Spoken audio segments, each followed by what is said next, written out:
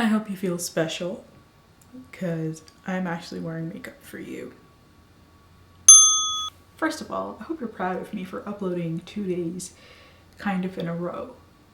I mean, at least within the same week. For today, I am going to do something I've never done before. Read from my diary.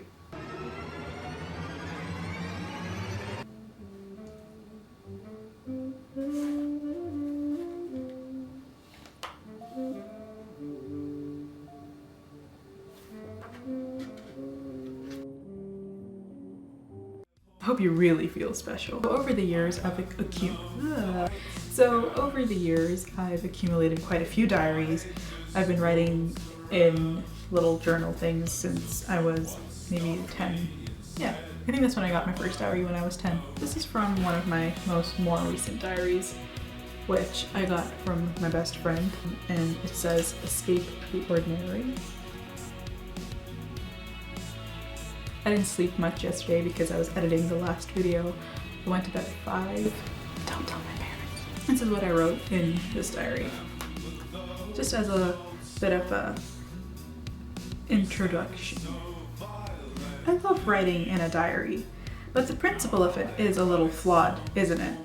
Let me take my deepest and darkest thoughts and document them, where the only barrier to it being read is an ethical dilemma.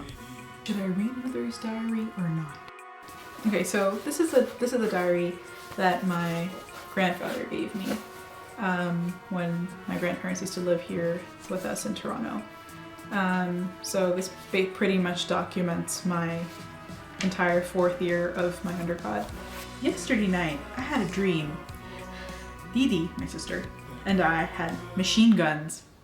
We shot at the scores of undead plowing through the front door to avoid the zombie apocalypse. The structure looked like this. Residence. Receiving dome / sterilizing section. And those splotches are the zombies. We had to go to the front section to receive a family and had to spot them amongst all the ghouls. In another portion of my dream, the zombies infiltrated the premise, so we had to fight back. I don't even watch The Walking Dead or anything like that, although I have been seeing a lot of Warm Bodies advertising. I also had a dream I fell in love with the prince. We don't need to go to that one. April 22nd, 2013.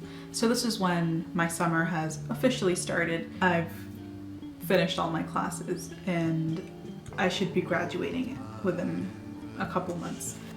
I went on my first jog today, like a real jog, outdoors.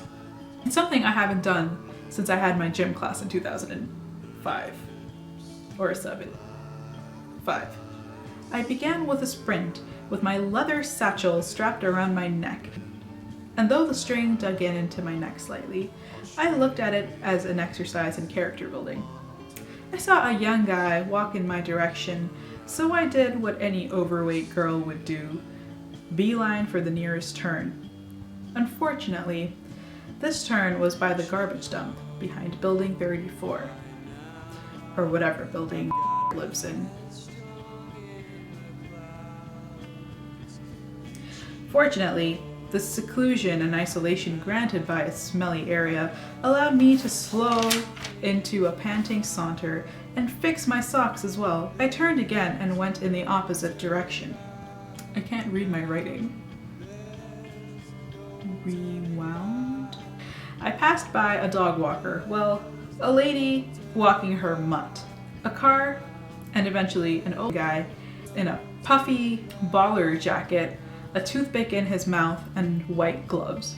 I don't know why, but my natural thought was, okay, this guy is a murderer. Why else would he be wearing gloves if he wasn't trying to hide his fingerprints? I have to say this was in the summer, so gloves. So I jogged past him with much gusto. I turned onto road name, which I won't mention so I'm not identifiable, where I now felt conscious of my massive body in sweatpants.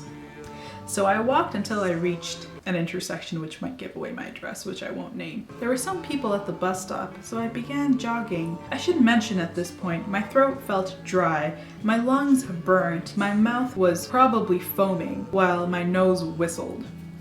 I alternated between walking and jogging and power walking, but mostly walking. I should also mention at this point, my goal was to head to the McDonald's to buy an Angus jalapeno burger for my dad. Okay, so those were some tidbits and scraps from my diaries and insight into my soul. If you like this video, I might put up some more. Anyway, I'll just leave it at that for now. But can you believe it? This is my third video coming in.